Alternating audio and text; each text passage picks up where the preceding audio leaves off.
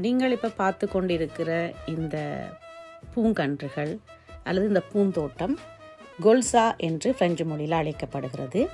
இதை ஆங்கிலத்தில் rape seat என்றும் அழைக்கிறார்கள்.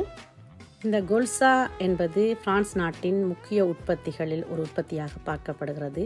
எவ்வளவுக்கு சூரியகாந்தியை உற்பத்தி செய்து எண்ணெய் எடுக்கிறார்களோ அதே அளவுக்கு இந்த கொல்சா என்ற இந்த பூக்களில் இருந்தும் உற்பத்தி செய்து எண்ணெயை எடுத்துக்கொள்கிறார்கள்.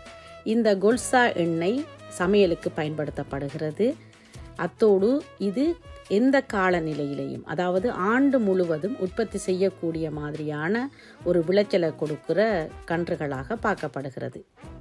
சூரியகாந்தி போலவே இதனுடைய விதைகளில் இருந்துதான் எண்ணெய் தயாரிக்கப்படுகிறது.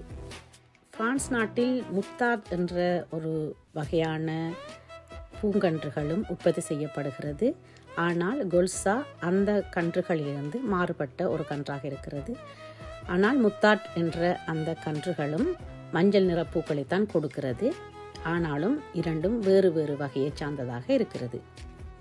விவசாயிகள் ஏதாவது விவசாயம் செய்ய முடியாத காலப்பகுதிகளில் இந்த கன்றுகளின் விதைகளை விதைத்து விடுவார்கள். அது தானாகவே வளர்ந்துவிடும்.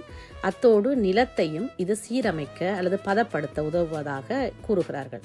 ஆகவேதான் பிரான்ஸ் நாட்டில் எங்கு பார்த்தாலும் கோடை காலத்திலும் சரி, கோடை காலத்துக்கு முதல் வரும் காலத்திலும் சரி, நீங்கள் வெளி ஊர்களுக்கு, அதாவது பாரிஸை தவிர்த்து வெளி ஊர்களுக்கு சென்றீர்களேயானால் போகும் பகுதிகள் அனைத்திலும் மஞ்சள் தோட்டமாக, மஞ்சள் வெள்ளியாக, அப்படியே அழகு கோத்து நிற்கும் மலர்களாக இவை இருக்கிறது.